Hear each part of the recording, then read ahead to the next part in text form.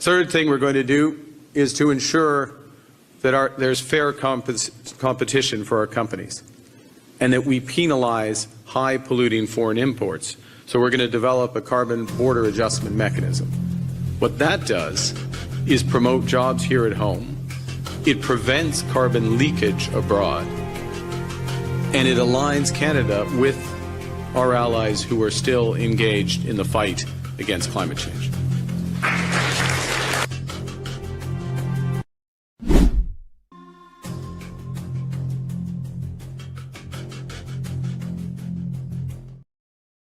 Yeah, that's called a carbon tariff. It's going to dry up jobs in Canada, push businesses out of Canada. That's why Brookfield Asset Management moved out of Canada, because it's anticipating what Mark Carney is going to do. And Mark Carney moved it out because he knows what he's going to do. That's what Mark Carney is all about. When we come back, our strategic planning session.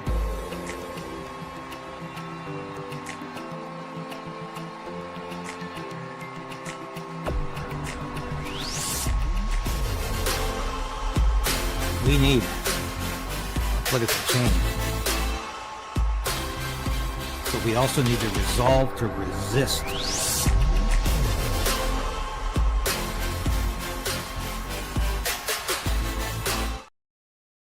Yes, please like the station. Give it the thumbs up. Subscribe if you can. We really appreciate the subscribers we've been getting lately, and resubscribe if you have to. A lot of people have to do that, and happens to the best of stations. We really appreciate your support. We are growing, hoping to hit that 50,000 mark within the next couple of weeks. I know we can do it. Certainly with the numbers we've been getting lately, we can do it. So what happened last night? Was this a coronation or a coup? This is my question for you today. But 150,000 Liberal Party members elected Mark Carney as the leader of their party, and soon to be, as soon as this brief transition period with Justin Trudeau is over, the new prime minister. But why were so many members disqualified from voting? Because the Liberal Party itself said they had 400,000 registered voters in January 30th, they announced that. Last week, the Liberals announced that almost 2/3 of their membership had disqualified from voting. Why was that? And why did the mainstream media not even refer to that irregularity during yesterday's live broadcast of the leadership vote? Which, by the way, I know was difficult to watch, but I was there with you. But was this a coronation or a coup d'etat? How can 150,000 Liberals decide the next Prime Minister of Canada? Mark Carney has never stood for elected office. He's never been elected, never tried to be elected.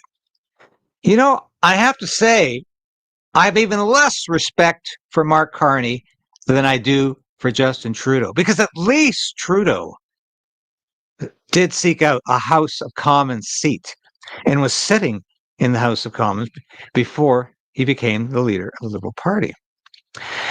But this man, Mark Carney, thinks he deserves, is entitled to the affirmation of the public. And he doesn't even need that in any kind of election. Now, he'll be standing for a federal election very soon, mark my words, because the longer Mark Carney is seen by the Canadian public, the less enticing he appears. Which leads me to the next question. Mark Carney ran an awful leadership campaign. He just showed up at little events across the country. Sometimes 25 or 50 people showed up. He couldn't attract crowds. And yet we're supposed to believe that Liberals are so passionate about this man that 86% of those who voted yesterday voted for him. 8% for Chrystia Freeland. Now, I know Chrystia Freeland is condescending, supercilious, very difficult to handle. But that's what liberals like. 8%? Mark Carney has the personality of a reptile. He's already a man waist deep in questions about the financial status of himself and his former company, Brookfield Asset Management, which invested heavily in fossil fuels, the very thing Mark Carney is supposed to be against. Moved out of Canada in advance of Mark Carney becoming the leader of the Liberal Party and Prime Minister of Canada. And Brookfield has barely paid its taxes over the last decade. And a lot of those taxes are going to Bermuda. It pays an average of 5% corporate tax a year. Is that what you're paying? Is that what a lot of other small businesses are paying? 5%? Not in Canada. Mark Carney expected to win last night. You could see it when he came in the door. When he walked in the room, there was an air of arrogance, self-satisfaction, assurance, which in other circumstances might actually be appropriate, but not before the votes are counted. He knew he was going to win that vote last night. He expected to win. But you know what? He couldn't even bother to write a new acceptance speech. It was the same speech that Mark Carney had spewed night after night after night in his leadership race. Oh, excuse me. It wasn't a leadership race. It was a leadership walk. Mark Carney showed absolutely no energy, no vigor, no worry, no concern, no determination. It was just the same speech every night. And I'll point that out when I show you some of the things he said last night. He says them every night. He's a one-trick pony. And it's about net zero, crippling taxes, carbon tariffs, carbon taxes on corporations, which will offset them on you immediately. And it's all cliches strung together. Mark Carney is incapable of an original thought. He has nothing but cliche, and they're bad cliches. Listen to anything he says. It's like if there was a book of stupid political cliches, it's like Mark Carney references that before he opens his mouth. I have never heard a worse public speaker in my life. You know what? We need to make Mark Carney the shortest serving prime minister in history. Now, what else is wrong with Mark Carney? This is fascinating. Mark Carney's greatest skill appears to be his remarkable ability to find a soft landing when things get complicated. This is from the National Post. His most recent exit was on January 15th from GFANS, an organization he founded and co-chaired, which is now being investigated by the U.S. House Judiciary Committee for allegedly violating antitrust laws by pressuring companies to adopt net zero goals. And thank God Donald Trump is there to get rid of net zero, which means an artificial level of fossil fuel consumption.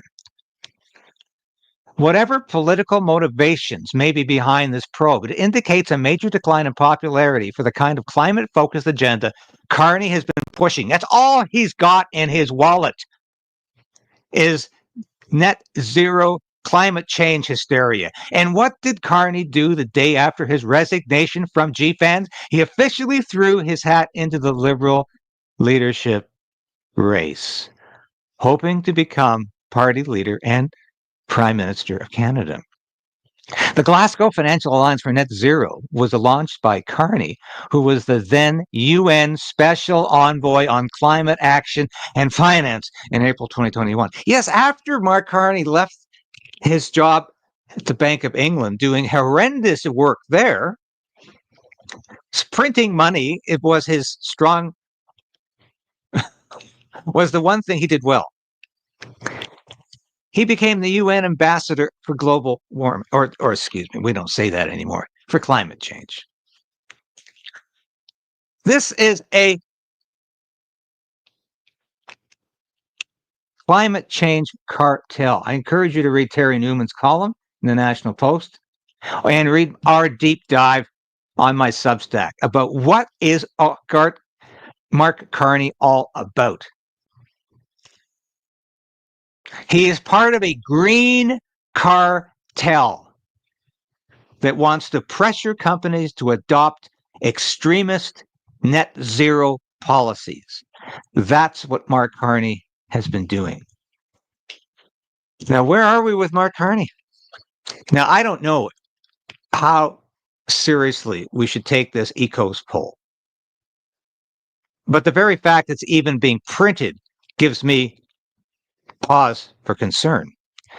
You have to remember, when Justin Trudeau resigned on January 6th, 2025, yes, it was literally just over 2 months ago, the Conservative Party of Canada, under Pierre Poilievre, was 20 to 26 points ahead of the Liberal Party under Justin Trudeau. Now, we are supposed to believe in the ensuing months, the Liberal Party has become so popular that now, with Mark Carney as leader, that's the top one there, with names of leader, and that means Mark Carney, that they could possibly get 42.4% of the vote. So what's been going on here, folks? Well, it's what I've been talking about.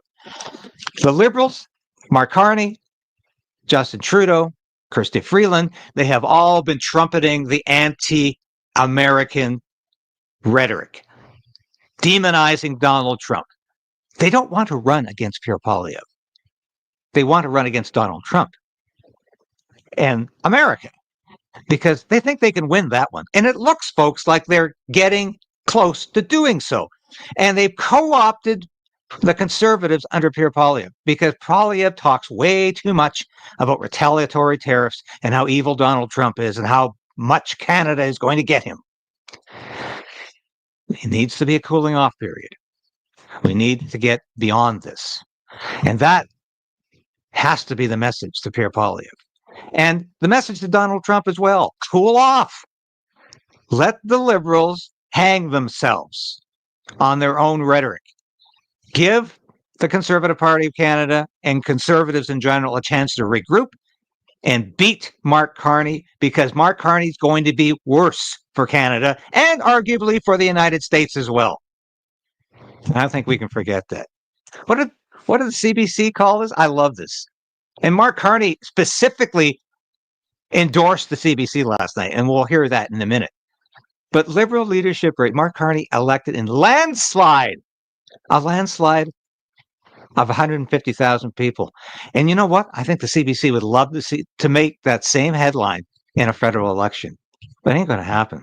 Let's listen to some of the activity last night, because it's quite comical. And I know that we all want to thank the Prime Minister Justin Trudeau this evening as well. There is a remarkable wave of patriotism across our country. Canadians are ready to stand for Canada. Canadians are ready to fight for Canada. And I know all of us have one message for Donald Trump tonight. Canada will never be the 51st state.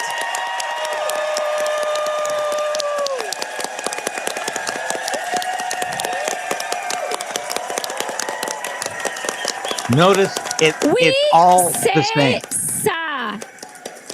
Partout au pays. Across the country, Canadians are ready to fight for Canada. We're ready to defend Canada. And Canada will never become the 51st U.S. state. Just in December, people were writing off our Liberal Party. But tonight, we all know that we can, we must, and we will defeat Pierre Poilievre and his maple syrup mega. Do you notice a similarity here? It's all the same rhetoric. maple syrup mag. Oh, Pierre Poilievre equals Donald Trump equals chaos. And it's somehow the Liberals represent Canada and patriotism. That's the message. And people were writing off the Liberal Party in December. Yes, they were, because they were headed for defeat. But you've managed to play this card very well, haven't you, Chrystia Freeland and Mark Carney? You've managed to play the anti-Trump, anti-American card very effectively. And yes, you seem to have resurrected your party. And they all talked the same line last night. Very, very.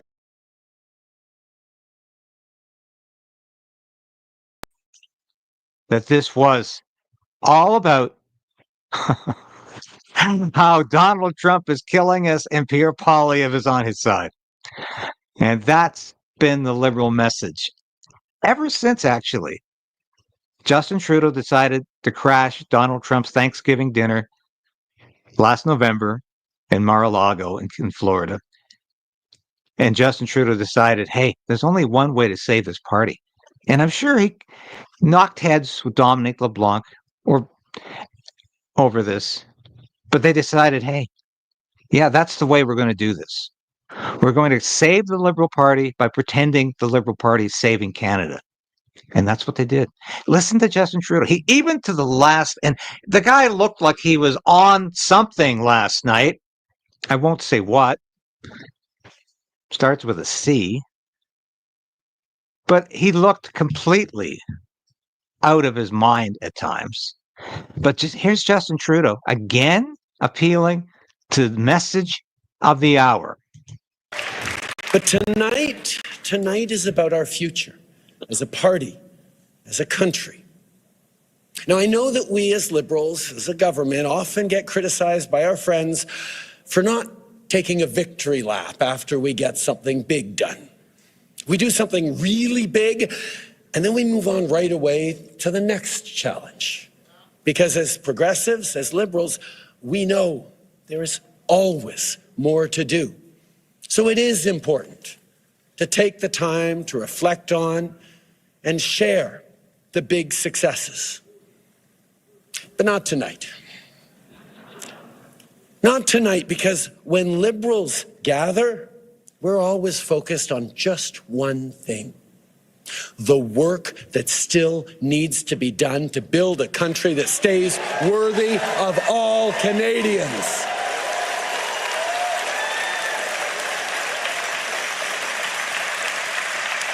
And simply put, that's the work of a lifetime for each and every one of us. It's very simple.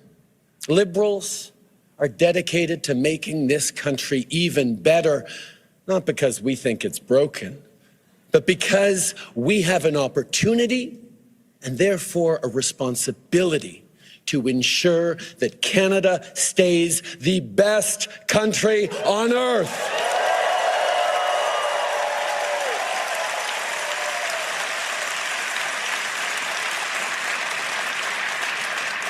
Now, these past 10 years have been challenging. Crisis after crisis has been thrown at Canadians. But through every crisis, Canadians have shown who they are. We've pulled together. We've stood up for each other. And every single time, we've emerged even stronger.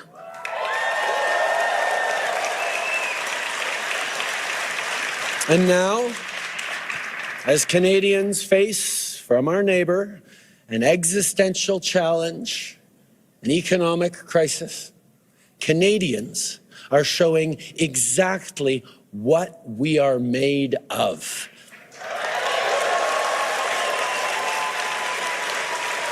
Canadians are showing what it is that makes us Canadians, not by defining ourselves by who we're not, but by proudly embracing who we are.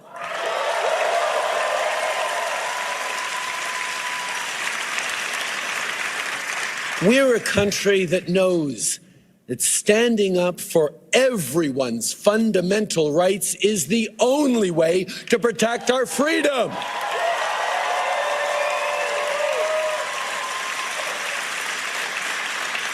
We're a country that believes no one should be left behind and that everyone should have a real and fair shot at success.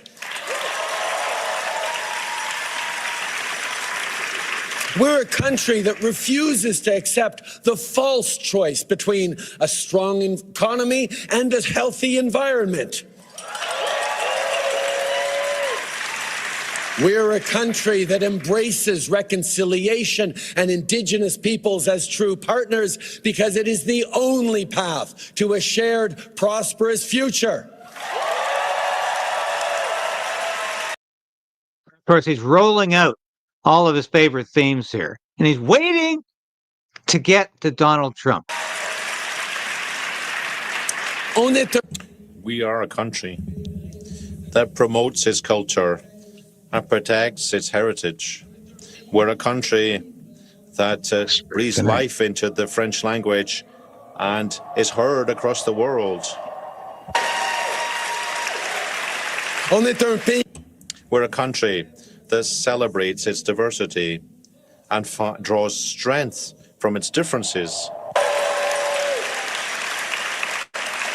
We're a country that celebrates the right of each and every person to be who they want to be, to pray as they pray, and love whom they love. Nonsense.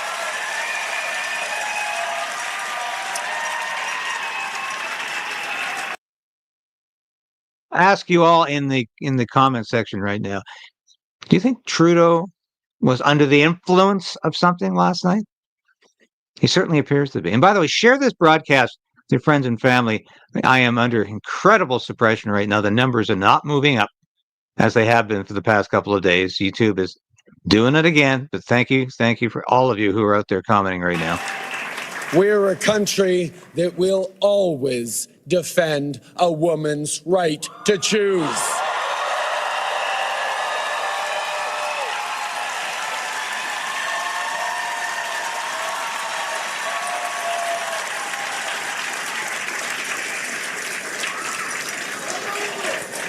And we're a country that will be diplomatic when we can, but fight when we must, elbows up.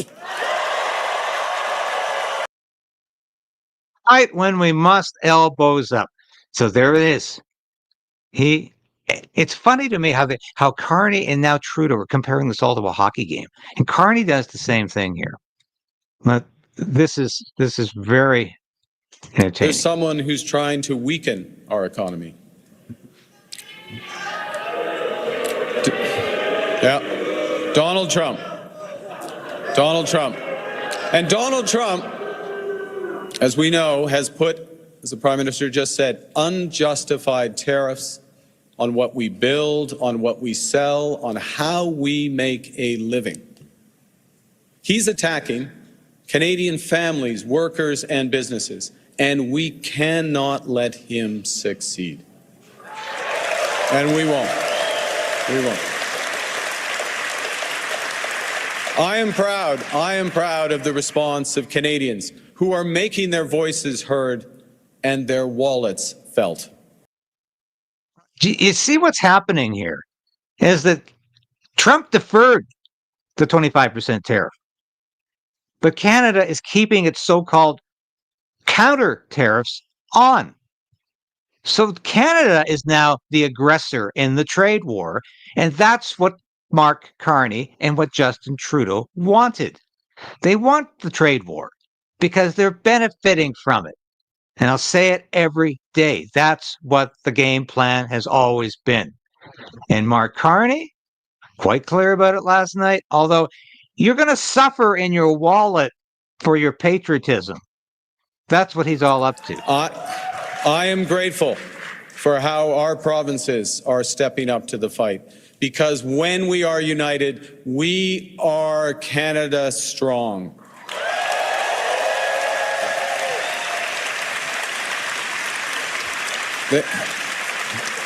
The Canadian government has rightly retaliated and is rightly retaliating with our own tariffs that will have maximum impact in the United States and minimum impact here in Canada. And my government will keep our tariffs on until the Americans show us respect. Yeah, right. So we are now initiating the trade war, and we're going to keep fighting the trade war until we get respect. We don't get no respect from those Americans. Says Mark Carney is never going to get any respect from America or Canadians because he's playing games.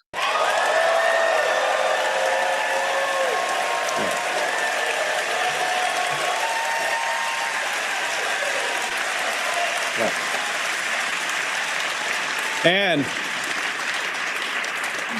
until they can join us in making credible and reliable commitments to free and fair trade. As Krista did. Yeah.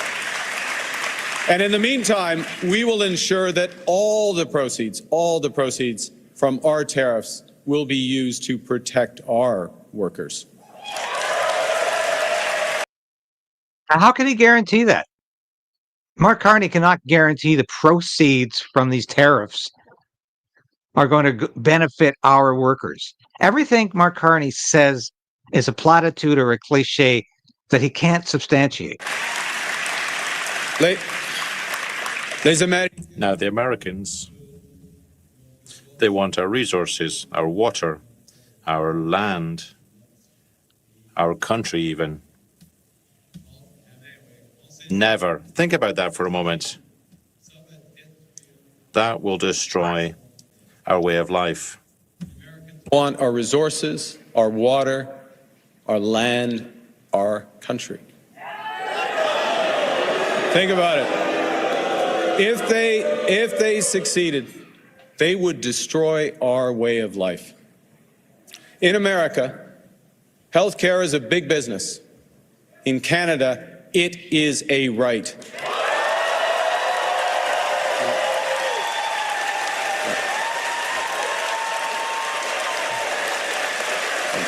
Thank you.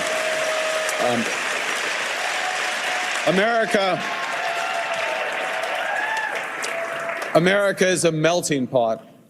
Canada is a mosaic. Cliche after cliche. In the US, differences are not respected or recognized. First Nations aren't recognized. And the French language would never have any rights. The joie de vivre culture and the French language are part of our identity.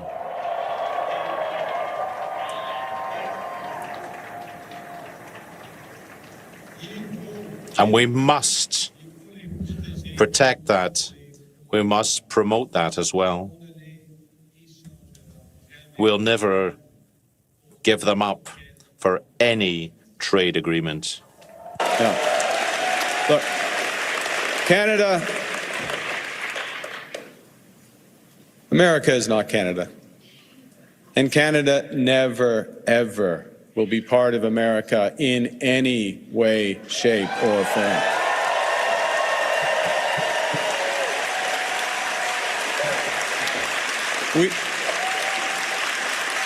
Look,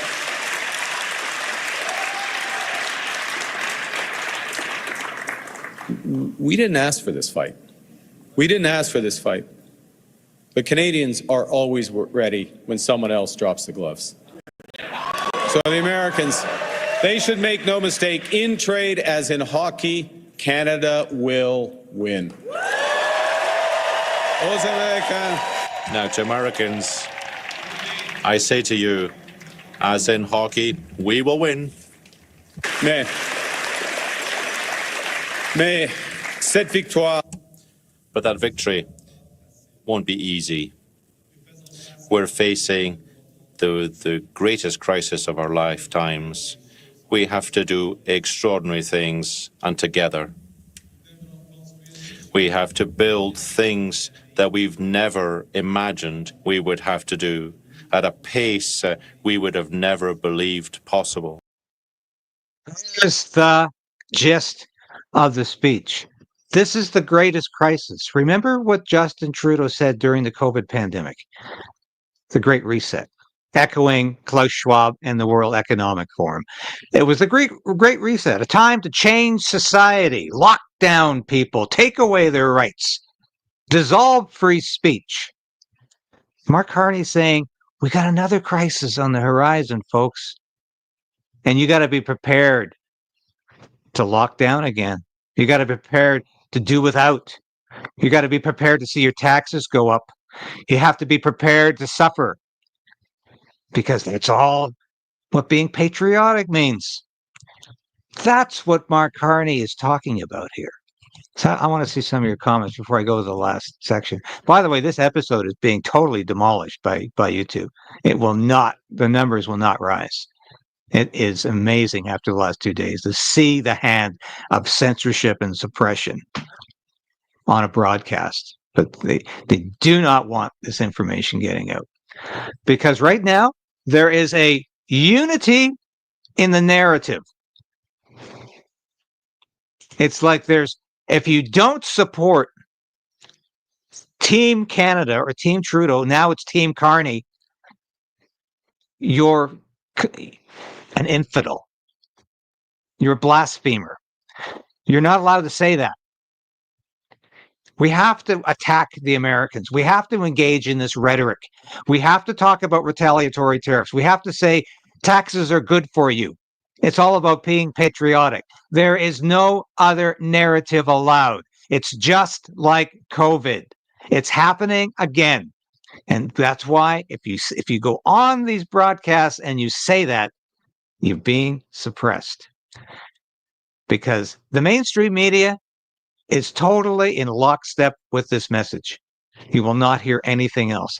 And I want to play one last clip here where Mark Carney says, God help us if Poilievre goes after the CBC. Donald Trump is trying to weaken our economy. But there's someone else who, if he succeeds, will weaken our economy. It's Pierre Poilievre.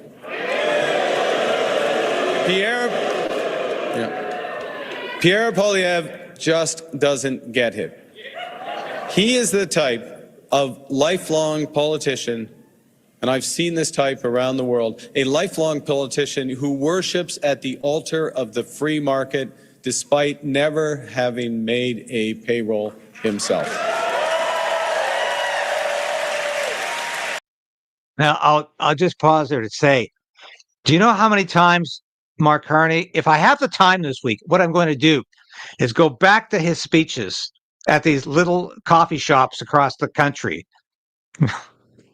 where he attracted like 15, 20 people and show you how many times he said he uttered that line about Pierre Poilievre was one of these people who's been in government his whole life and worships at the altar of the private sector.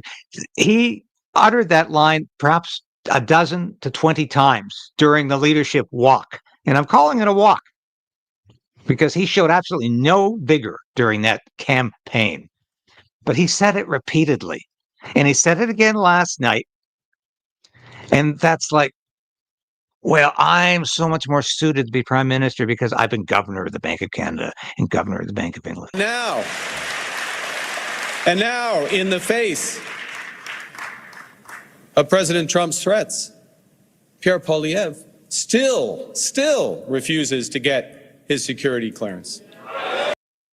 Now, what the hell does that have to do with anything? We know why Pierre Poilievre hasn't gotten the security clearance, because once he gets the security clearance and reads the documents, he has been co-opted entirely by the Liberal government. I understand that. And that is a Liberal talking point you'll hear a lot of people repeat. But what does that have to do with the trade war? Pierre Poilievre getting his security clearance? Mark Carney can't criticize Pierre Poilievre for saying nothing about the tariffs, for saying nothing about the trade war. But now it's about Pierre Poilievre's security clearance? The Liberals will stop at absolutely nothing to smear people. And even when they've got them co-opted on Ukraine and on the trade war, that's not enough. they're going to continue to smear them. It's like Christine Anderson says,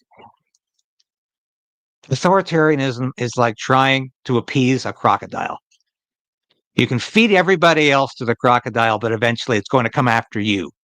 Excellent analogy. And the liberals, yeah, you can appease them in every way possible, but eventually they'll come to get you. They'll come to get you because they want you out. At a time when our national security is under threat as it has never been before. At a time of immense economic insecurity, he would undermine the Bank of Canada. Monsieur Poilievre has called for the shutting down of CBC at a time when disinformation and foreign interference are on the march. All right. Did you hear that one? Pierre Poilievre wants to shut down the CBC, and that's bad because somehow the CBC overwhelms misinformation and disinformation. So therefore, what is Carney saying here? No, we can't sell the CBC. We can't privatize the CBC because it's vital to Canadian supremacy over misinformation and disinformation. How stupid does Carney think we are? The CBC is the greatest progenitor of disinformation in Canada, besides the federal government.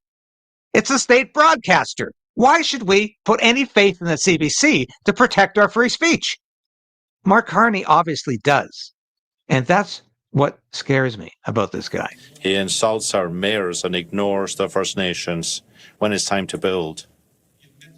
He intends to put an end to international aid when democracy and human rights are in danger across the world. Yeah, well, I hope he does end foreign aid. Mark Carney thinks that's a horrendous thing. Mark Carney thinks it's a bad thing to end CBC. I think it's a great thing, and I think Pierre Poilievre will deliver on that when he becomes prime minister. And my God, I'll say it again. Let's make Mark Carney's term as prime minister the shortest in history. Let's have new elections. Let's get rid of this liberal government. It is toxic. And Mark Carney is worse than Justin Trudeau. I'm sure a lot of you are already sick of listening to Mark Carney. But believe me, he ain't going away until we can get him out of office in a free and fair election that better be coming up soon. Because this country is in grave difficulty. We are in for a heck of a bad time under this man who doesn't care in the least for Canada any more than his corporation cared for average Canadians or average people anywhere. Brookfield Asset Management was all about making money for the shareholders. And that's all Mark Carney will ever understand. Thanks for watching today. Oh, yes. At least we can say something about the store. We better say something about the store because it's been a very hard podcast.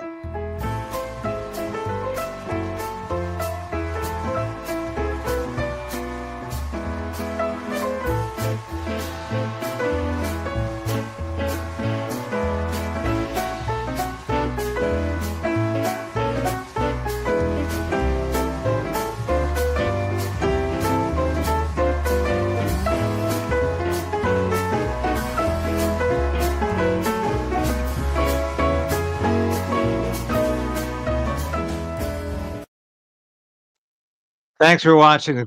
The final comment goes to Colleen Morrow here. If Carney loses the election, how long do you think he will stay? Very good question, Colleen. But we need to get him out. Thanks for watching today. I'll be back again tomorrow with all the news you need to know. Let's continue to resolve to resist.